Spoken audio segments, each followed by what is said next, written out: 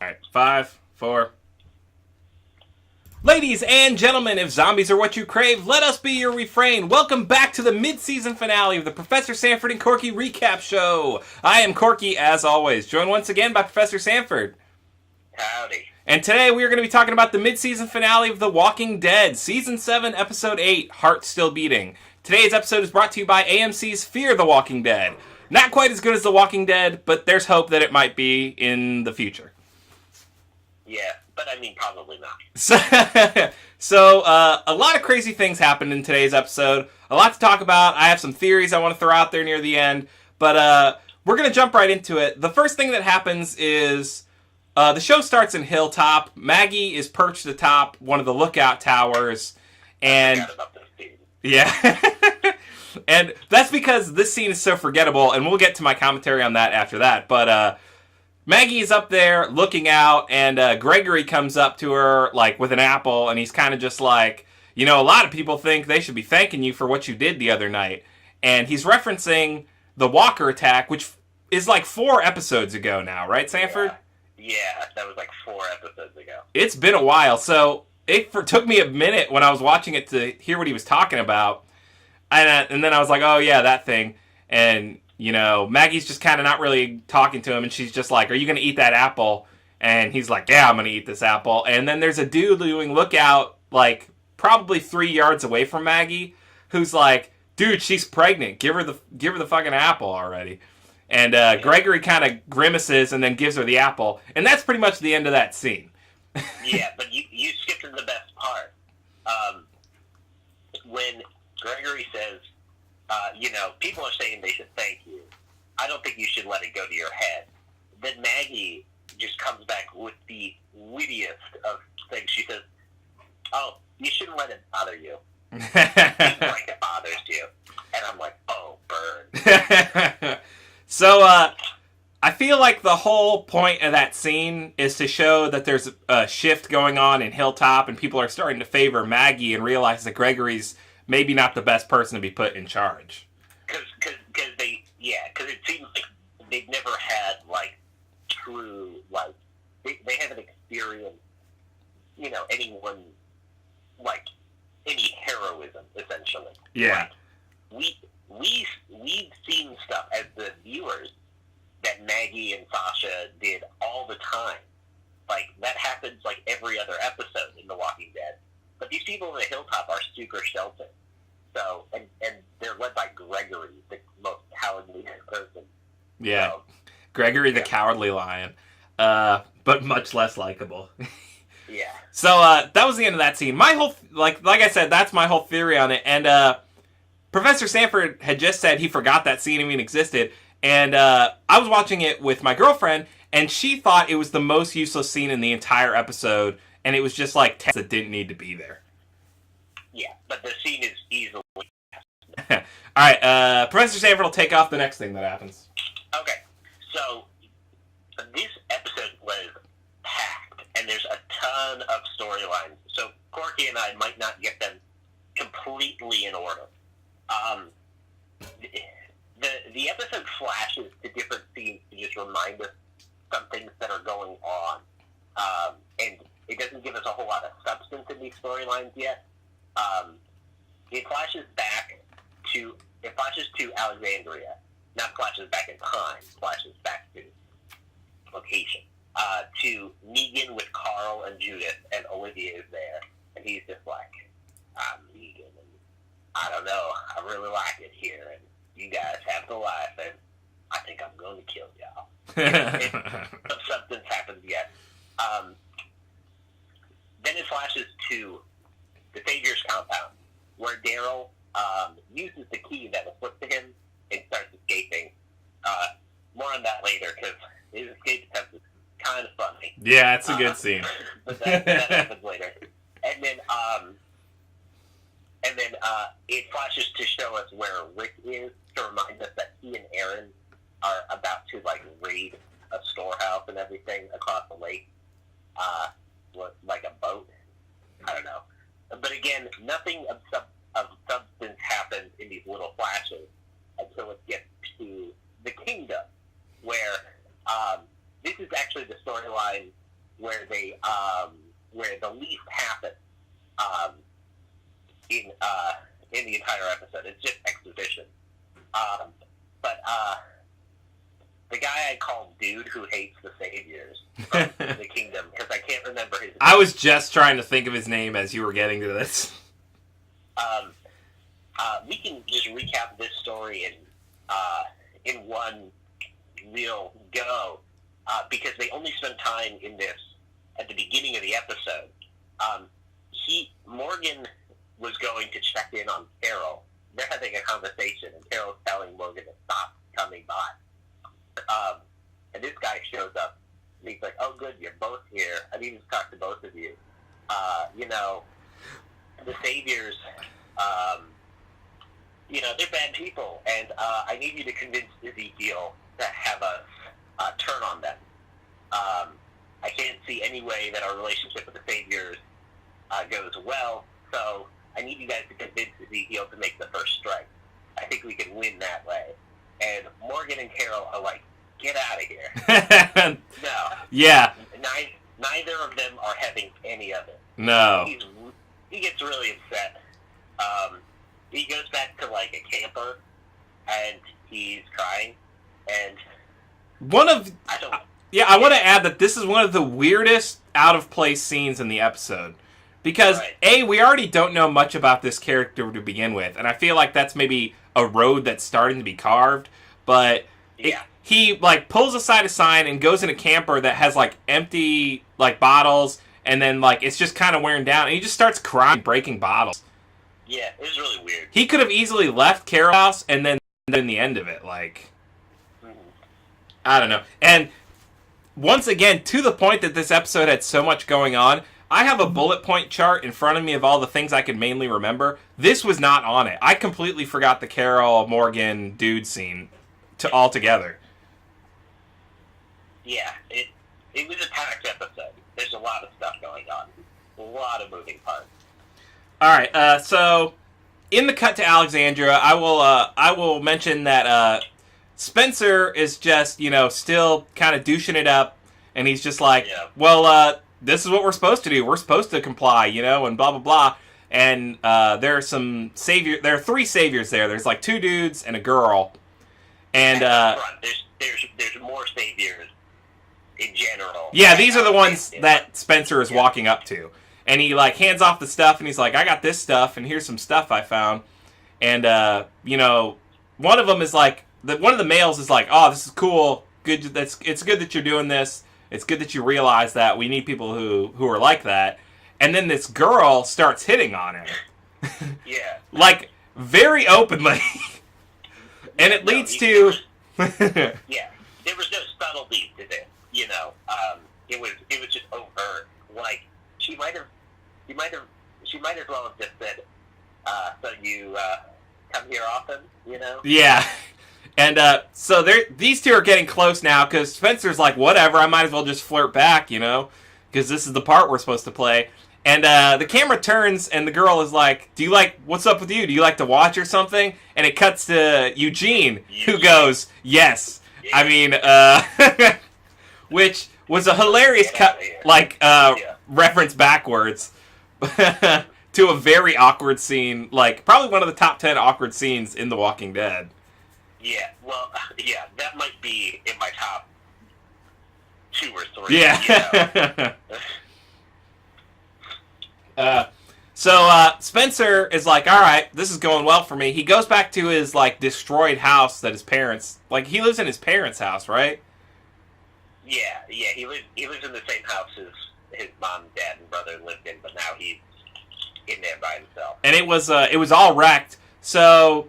It does, like, a weird little camera thing, where it's like, here's the wrecked room, and then it kind of wipes over with, all right, now the house is all cleaned, and Spencer's all nice and shaved and dressed up, and he goes out the door, and that's the end of that scene, to my knowledge. And what I thought that was he was going to go try and push that relationship with that girl further. Yeah, but that is not what happens. Yeah, we will get to that down the road. So, Professor Sanford, you're up. Okay, so let's go through another B story. It cuts to that around this time, and this one syncs up significantly eventually with what happens in Alexandria. So next up we have Rick and Aaron raiding this lake full of walkers.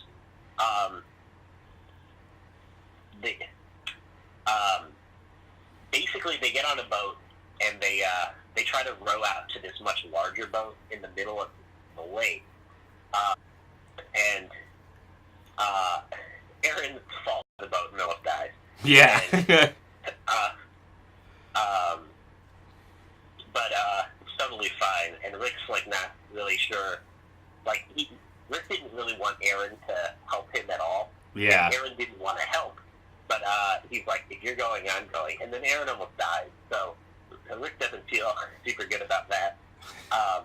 But it's all good, and they get the supplies.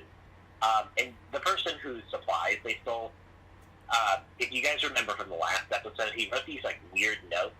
And they're even weirder. They open the stuff, and there's a picture with a crudely drawn middle finger, and it's like okay, you won, but you still lose. Yeah.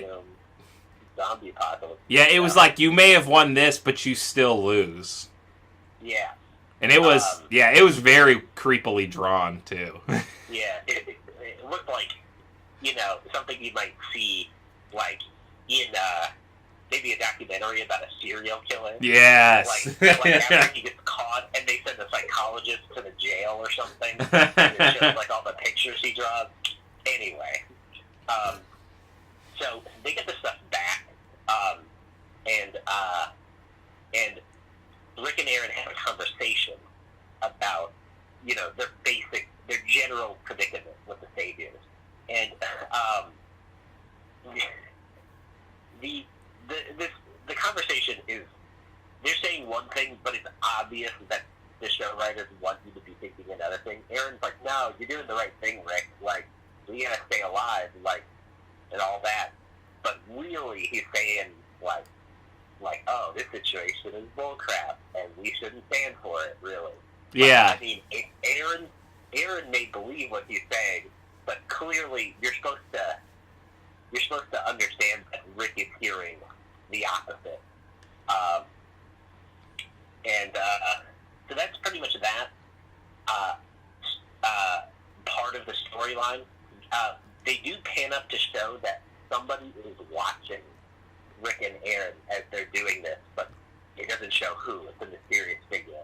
This is the guy that the internet's referring to as the boot guy, right? That's who we're talking about now? No, I am not as convinced that the boot guy is a guy, if you know what I mean. Oh, okay. Well, we can speculate more on that at the end of the episode. That happens later. But so that's the end of this B story, because it starts to segue with the A story later. I'm going to get this, and I'm not even going to call it a C story. I'm going to get this D story out of the way real quick, just because it's another one I didn't even write down, but it popped into my head. There's a minor scene with Rosita and Father Gabriel, and Rosita... It's sort of part of the A story, but just very tangential. Yeah, so Rosita is talking to Father Gabriel about, I can do this, I can take out Negan, it's got to be me, everyone else has a function, Glenn was fast, Abraham was strong, Eugene is smart, Rick is smart and strong, everyone has a purpose, Father Gabriel is, enlightenment, and everyone has a purpose. She basically says, but me, I'm the only one without purpose here. Right. So I should be the one to do this. And Gabriel is just kind of like, you need to knock that shit off right fucking now, because we are all part of this team. Chill. Yeah, he was like pretty firm. He was like while still being Father Gabriel, he was like, you need to relax. We're going to get through this. We always have and we always will, because we're together, and that's what makes us strong. He's like, I wasn't always there, but now I am. And girlfriend, you are crazy. Yeah, he was like, and then he just kind of like slowly walks out of the church where they're having this conversation, right, but looks back at her like 3 times before he does. Right. the most significant thing I think Father Gabriel says is he picks up on what Rosita is saying, and he says to her, "It shouldn't have been you," referring to what Negan did to Abraham and Glenn. It shouldn't have been anyone. Yeah. And it doesn't have to be you now. You don't have to throw your life away. Is the basic part, so to speak. Yeah. And that's basically the end of that part. I just felt like it's worth mentioning because I am taking a shine to Father Gabriel, and unlike we predicted in the last episode, he is still alive. That probably will change when the season comes back, but right. Yeah. So what else do we got? The Michonne storyline came to its conclusion. So Michonne in the last episode hijacks this savior and makes her drive to what we thought was going to be the compound. But the savior doesn't go there, does she, Professor Sanford? No, not really. She pulls up to, like, this crossroads where there's, like, a camp of about, like, I want to say, like, 15 to 20 tents. And then you can kind of make out people. Right. And Michonne doesn't know what the compound looks like, so she can't know that this is that, you know? She just sees all these people and realizes this is a fucking shit ton of people. And the savior that she had taken was like, you're never going to stop him. We're all Negan, and he is everywhere, you know? And then she's basically just like, kill me and then burn this car if you ever want to make it back from this. Yeah. Or she says something like, there's a silencer in the glove box. And it's like, holy shit. And then you just kind of see, it's a far shot of the car, and then you just kind of see her head go down, and then Michonne kind of climb into the driver's seat. And that was kind of super morbid. Yeah, it was, yeah. I mean, the woman essentially commits suicide. I mean, Michonne kills her, but she tells Michonne to kill her, basically. There is... And that's pretty much it for that B story. It comes back. Michonne comes back into the episode later for a significant scene, but it's with Rick. So it's sort of the end of that little part of the story. And Professor Sanford, I think all that's left before we get to like the meat, the main, of the episode is Daryl and Jesus. Yeah, that's his name. So you want to take that? Yeah, so this gets sort of difficult because these scenes are interspersed between other stuff, so we should probably just go through it in totality.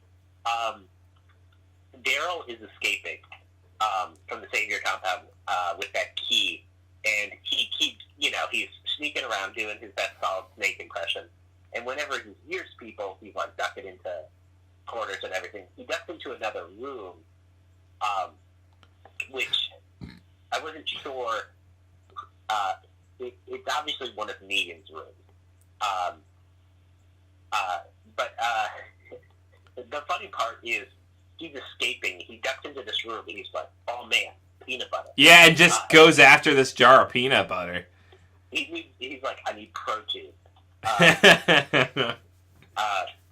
And he just starts, he's like, I wrote it down in my notes, it's like, oh man, I'm escaping this compound with heavily armed guards. Better eat this peanut butter. So he starts eating this peanut butter. He changes his clothes. These two, the scene is cut. So it cuts after he like eats a thing of like a bite of peanut butter, and then it cuts back to him like 10 minutes later, and he's like changed his clothes and he's polishing off the entire jar of peanut butter. Yeah, he ate the whole jar. Yeah. I'm like, oh, he ate the whole jar of peanut butter? Anyway, the only other thing about this particular scene is that he sees like I didn't get a good look at it, but it's like a model or something. It's basically like a set-up, like, chess game. Yeah, that's what I thought it was like a game of chess. Yeah, where it's like, the symbolism is pretty clear. It's like Negan is playing chess with the lives of like the people at Alexandria and Dopop and all these other places. Daryl angrily just hits the board and everything goes flying. There were two moments in this episode where I just shouted, hell yes, and that was one of them. It wasn't even hell yes. He did that and I was like, fuck yeah, and I just threw my arms up. It was fucking awesome. There was another moment in that scene, though, where, like, I was kind of confused, because Daryl, like, peeks into a room where a bed is. Yeah. And it didn't look like there was anyone in there, but he kind of, like, closed it like there was. Yeah. Yeah, I didn't know what was up with that either. But yeah, so this scene with Daryl was, you know, it was sort of interesting. But the important thing is Daryl eats a whole jar of while he is, you know, escaping for his life, basically. There's another important part of Daryl's story is he manages to get outside and get to the motorcycles, and he gets caught by everyone's favorite savior, Fat Joey. Fat Joseph. Yes. And Fat Joey, Daryl sort of advances on him with an iron, with a pipe. Yeah, just like a fucking pipe. And Fat Joe's like, "Hey, dude, like, chill out, man." Immediately puts his hands up and is like, "Hey, man, take it. I'm not even supposed to be here." It's like, you could just go. I'm not going to tell anybody. Like, you can go right through that gate. I'm the one who's supposed to be guarding it. So, so just go. Like, man, I'm just trying to, like, survive and everything.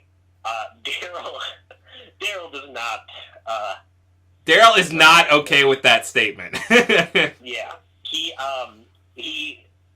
bludgeons Fat Joey to death. To death. And Jesus comes around the corner and is like, "Hey, man, let's get out of here." And Daryl. and then, of course, Daryl has to get, like, the last line. Has to get, like the last line is like, "It ain't about getting by around here. It's about having it all." And fucking, yeah. And then they just fucking leave. He's like still killing Fat Joey. Like, yeah.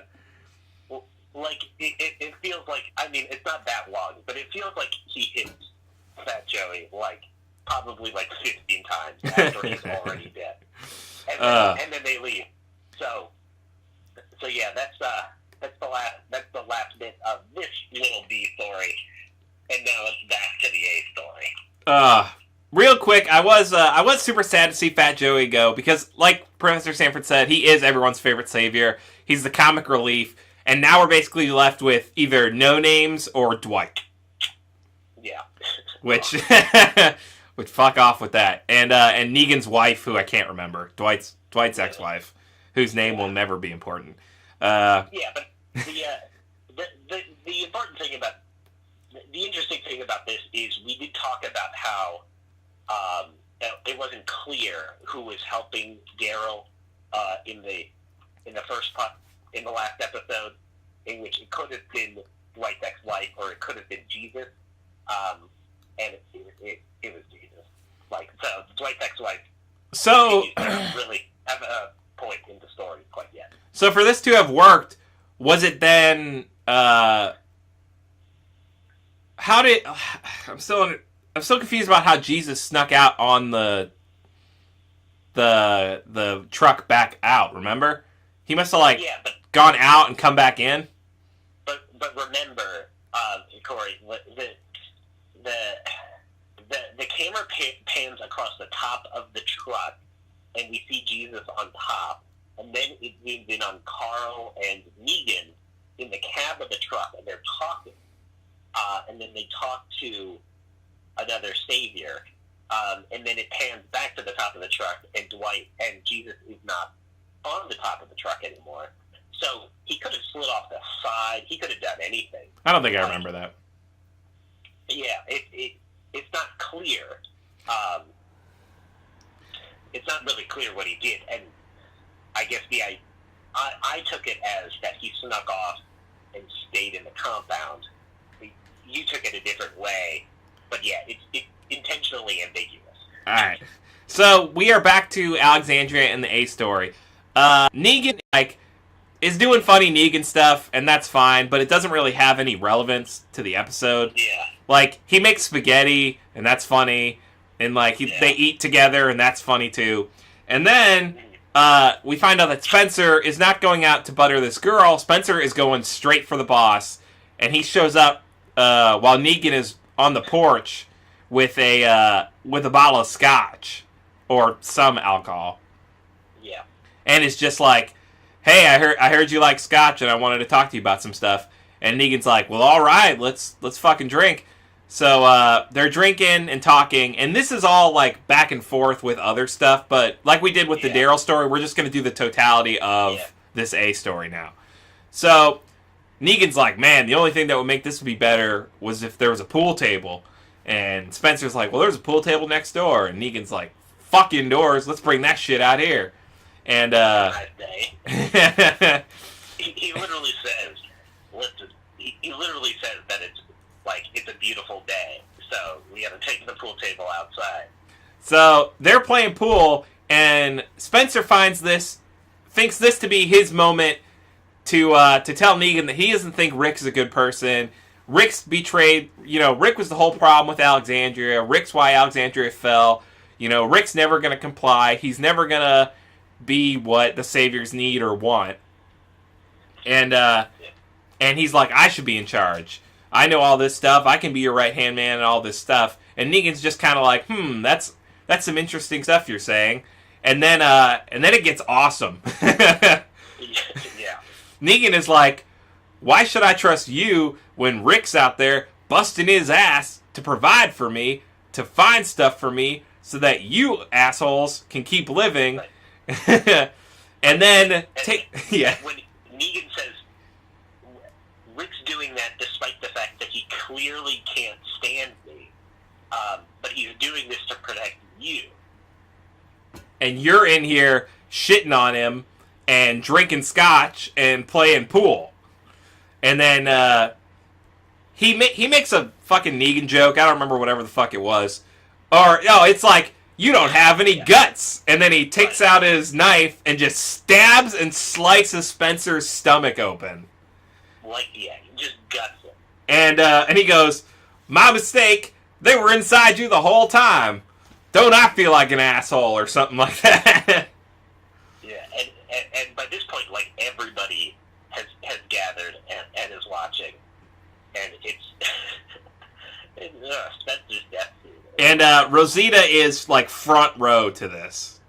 Yeah. And another thing we didn't mention, there was like a little moment with Rosita and Spencer, and I don't know, like some romance that is now never gonna follow through. Yeah, well, it's like basically Spencer asks Rosita to do, and he's like, unless you're still mad at me. She's like, yeah. He's like, why did we go out in the first place? And she's like, I was just using you to get back at Abraham. Sorry. He's like, that's okay. Whatever. Yeah. So, Spencer's dead. If I'm not mistaken, the next thing that we hear is a gunshot go off, right? Yeah. Oh, yeah. We forgot Aaron and Rick getting back. Do you wanna? Yeah. So these scenes take place at the same time.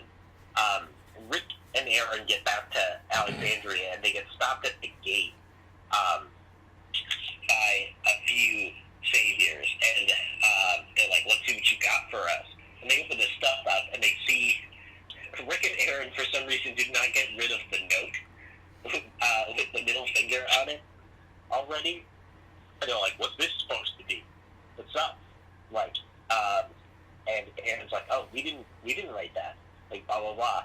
And then they start just beating the crap out of Aaron. And, Rick steps in to help him, and the guy's like, nah, you're good, you've done your part, you better run along to Negan. Yeah, Negan's at your house. But so, basically, Rick just has to stand there while they're just kicking the crap out of Aaron.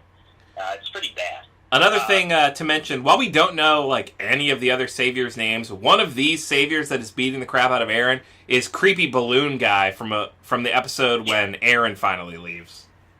Yeah, it's this angry bald guy and creepy balloon guy. Yeah, and they are just going to town. And in my notes I wrote one of one of Rick's final straws that leads to where we're at now. Yeah.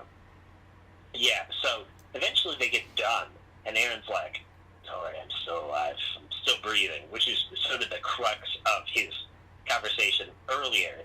But, like, obviously, you know, Rick is like, "Oh, maybe that's not what it is." Yeah. And so we cut back to, well, they hear the gunshot. Yeah. And Rick starts running. We see that Rosita has shot at Negan and hit Lucille. And I think this scene is interesting because Negan initially, when this happens, he's actually panicked and he drops his Negan persona. Yeah. And he starts freaking out. He's like, "What the hell? You try to kill me?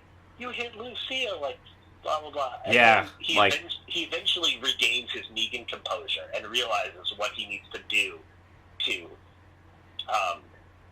yeah, because a good amount of people just saw him break, he realized that pretty quick, but like Sanford was saying, he was pissed and panicky and, like, was flying off the edge. That female savior with the weird name, like How or Tao or Tapu. I wrote her down as Edge Lady. Yeah. She tackles Rosita to the ground. Right. So Edge Lady is there and has Rosita on the ground. And basically, let me make sure I get the order right. Negan wants Rosita to talk and say, you know, something, and Negan tells Edge Lady, "Kill one of them." Kill, anyone. And she just shoots Olivia in the head. Without hesitation, like, it was... Without hesitation. Olivia's not even close to the closest one. No, Negan was like, "Kill someone," and within half a second, Olivia was dead. Yeah, like, Olivia, she whipped that pistol out, and it was done. She's still on the porch. Not even in the street. And this woman has apparently said, "Okay, this lady." And Negan was like, "Whoa, not the choice I would have made, but it was her choice to make." Yeah, not the choice I would have made, but whatever. And they basically they sort of start torturing Rosita. He's like, "This bullet was homemade. Like, how did you do this? Who made this?" And Rosita's like, "I made it." And he's like, "Yeah, but no, you didn't." Immediately just like, "You might be some kind of smart, but it's not bullet making smart." And I'm like, "That's racist." But they start cutting Rosita's face every time she lies. And Tara tries to take the fall. Yeah. Like, "I made it." But Eugene finally speaks up after they cut Rosita like twice. Yeah. He's got like snot running out of his nose. Yeah. He's like, "No, I did it," and then starts listing all the ingredients and tools he used and needed to make them. And Negan, of course, immediately believes Eugene. I feel Negan believes Eugene not just because he's listing the ingredients, but because Eugene has not had the guts to say a word in Negan's presence once until now.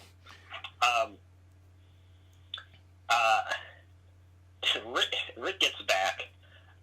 This is the little scene that everyone's like making jokes about. Negan explains to Rick what has happened and what Carl did in the previous episode. And Rick turns to look at Carl, and the face is just priceless. When Negan's like, "Oh, hey, yeah, like, hey, Rick, what's up? Your son snuck into one of my trucks and then killed two of my dudes, and I brought him back here, and then all this crazy stuff happened." And Rick's face, just to Carl, it was priceless. And Rick is just like, I think you should just take your shits up front. I think you should just take it and go. And Negan was just like, okay. And then they all start leaving. And the funniest part of the scene for me was was Negan goes, "Your kitchen is a mess." Yeah. He's like, Rick, I'm not gonna lie. Yeah. The kitchen is a mess right now. Yeah, because we kind of glossed over it, but that whole spaghetti scene was really funny too, because he was just like, I can't wait anymore. Like, they obviously can't say the fuck word, like, they can't say fuck, right. But if they would have, it would have been like, fuck, I can't wait anymore, I'm hungry. Your dad's just gonna have to eat cold spaghetti. This is weirdly tangential, but there's a scene in The Empire Strikes Back when Lando is taking Leia and Han and Chewie and the droids to dinner, and then they open the door and Darth Vader is there. There's a robot chicken scene where they actually do have dinner, and it's just like super awkward. That scene was like that robot chicken. Yeah, that's a good one. All right, and so that's all happened. You would think this would be the moment where the episode ended, like, yeah, but there's a little bit more. Negan takes Eugene. He's like, I'm going to take your shit, and I'm going to take this bullet maker off your hands. And the whole speculation with that, which a lot of the internet thinks is like, Negan's going to put Eugene to work, and he's going to have Eugene start making bullets, and then there's some like branch off theories from there, like Eugene's going to enjoy it, or he's going to make friends, or something's going to happen. Yeah. But I don't believe any of that. But, yeah. As I recall, the next thing that happens is Michonne comes back, and Rick is like sitting in the lockup room with staring at his axe and the middle finger, just like on his knees staring at them. Yeah. And it's super creepy. You don't know how long he's been there. Yeah. It's somewhat reminiscent of when Lori dies and Rick goes crazy. And he just goes to that part of the prison and just starts doing weird, random stuff. Yeah. It sort of reminded me of that. And Michonne gives like this huge speech, basically revealing that what this lady savior said to her didn't really convince her.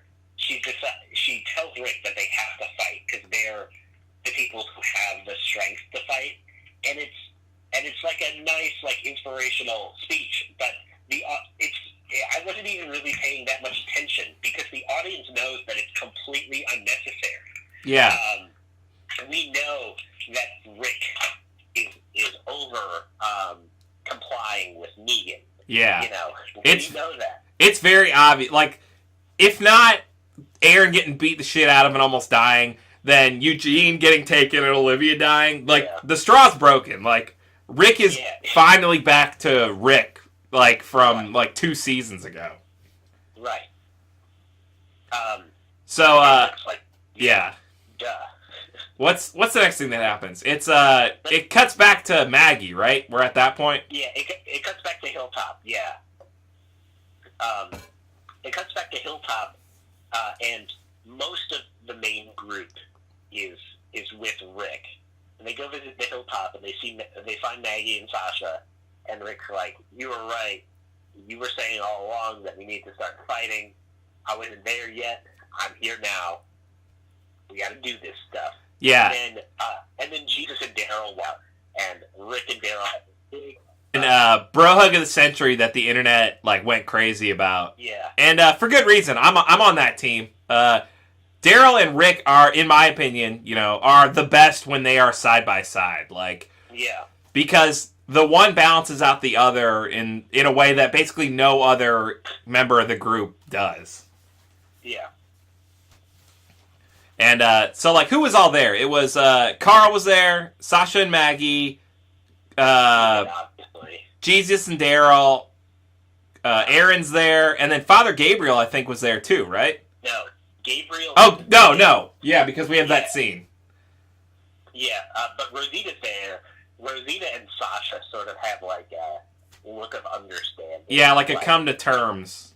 Rosita's like, I'm not that mad at you anymore. And Sasha was kind of like, I don't care. Yeah. Like, fine, that's good, let's do this. Michonne was the other one there. Yeah, Michonne's there. Tara's there. Was Tara there? Yeah, Tara was there. She didn't have anything to do. She was there. I'm fine with that. Yeah.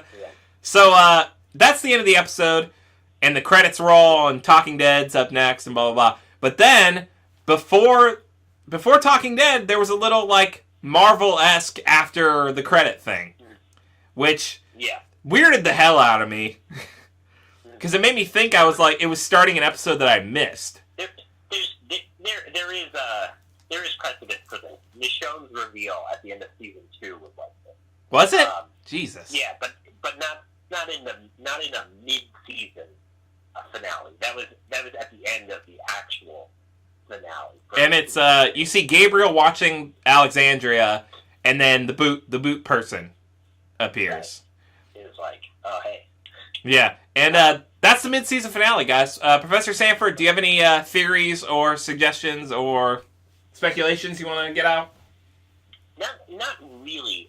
The one thing I thought it might be good to do is, were you satisfied with this episode, Corky, as a mid-season finale? I was thinking about it earlier when I was writing down my notes and I was getting ready for this. This episode made me feel 3 ways. There was awesome, I'm enjoying the hell out of this. There was, this doesn't need to be here. And then there was, like, kind of, like, disappointment. Not disappointment, but upset. Feeling upset for the characters. There was awesome, I love what's happening to these characters. And then there was these stories I didn't care about. Right. Like, Maggie's opening scene didn't need to be there. I don't know that we needed Morgan and Carol shoved into the episode. Yeah, that part, I think people are just kind of annoyed that Ezekiel showed up, and then we haven't seen the kingdom because Ezekiel was so awesome. So they're like, oh, let's throw in some kingdom stuff, even though Ezekiel's not in the episode. Yeah, and that's the thing. If it's kingdom stuff without Ezekiel, it doesn't need to be there yet. Just save that shit for one episode. This could have been the beginning of the comeback, Right. I was so glad to see Aaron or Spencer gone. Like, so glad. When that happened, It was the fuck yeah moment of the episode. Because I could not stand Spencer. Yeah, it was a good, like, I was pretty sure that was going to happen, because, obviously they were giving Spencer more screen time this half of the season, and the arc had to go somewhere, but, The Walking Dead sometimes drags stuff out. In this case, I didn't feel that little Spencer thing was dragged out at all. It happened at the perfect time. Yeah, it was great. And then, sad. I'm worried about Eugene's future. Eugene is now, like, my favorite secondary character now that we've lost Abraham and Glenn. Well, yeah, it's just because, what's his name, Josh McDermott? Yeah. Is the actor's name? He's just so perfect. Yeah, he fits that role to a T. Yeah. Daryl's a great, or Norman Reedus is a great Daryl. I feel like, while I do think Andrew Lincoln is doing a great job, I'm not so sure that it couldn't be someone else, I don't know about that. I haven't even considered that. But it's just, I don't know. Because Andrew Lincoln is, that's nothing. When Andrew Lincoln is playing Rick, he doesn't even look like himself. No. Like, he is so in character. No, so I don't know. If you ever see him in, like, behind-the-scenes stuff or, like, in interviews, he's, like, a completely different person. Especially in interviews, because a lot of people don't know. He's Australian, right? Well, I think he's British. It's one of the two. Aren't they all British in Love Actually? I don't know. I've never seen that. So, final speculation is my thoughts on the Boot character. Until Professor Sanford said something, I thought it was Heath. I thought Heath was maybe back. That could be, and that could be some, like, he was kidnapped by this weird group and he's, like, doing stuff for them. But, like, because, like, obviously there's something else at play there if it's Heath, because obviously if he just sees Aaron and Rick, why doesn't he just drop down and say, yo, dudes, I'm alive. But yeah, it